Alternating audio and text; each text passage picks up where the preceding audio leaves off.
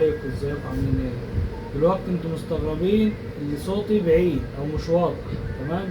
انا جايبين لكم دلوقتي مايك من افخم المايكات اللي ما نزلتش اساسا في البحيره تمنى اساسا، تمام؟ المايك دول طبعا 4 في 1، ماشي؟ انا هنجرب لكم المايك عشان انا عامل ايه؟ مسجل فيديو من غير مايكات خالص. دلوقتي ايه انا بسجل بالمايك، المايك طبعا ايه حاطه اهو، تمام. ودلوقتي احنا هنعمله ايه؟ الحاجات دي مش مايكات، دي حاجه بيتحط فيها المايك عشان لو انت بتعمل عازل، لو انت مثلا بتعمل لقاءات في الشارع، في الكلام ده كله، في اي مكان يعني في دوشه كتير، ده هيعمل لك عازل. هتحط المايك ده، تمام. المايك ده اهو هتحطه فين؟ هتحطه في المايك كده،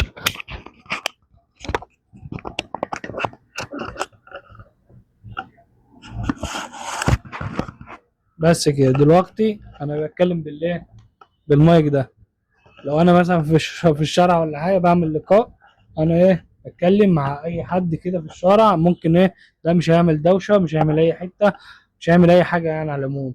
دلوقتي هنعمله تجربه في الشارع في الدوشه، تمام. وهنشوفه بقى دي هيبقى عامل دوشه وعامل ازعاج في الفيديو ولا لا.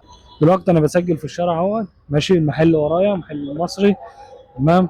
وايه عنده كل العروض وعنده حاجات ياما حلوه، ماشي. لو في اي دوشه طبعا، لو في اي حد ماشي معدي، طبعا انتوا سامعين صوتي واضح، ومش سامعين صوت الدوشه اللي حواليا، دوشه العربيات، دوشه اي حد، عربيه معديه هي، تمام، ماشي. سامعين دوشتي.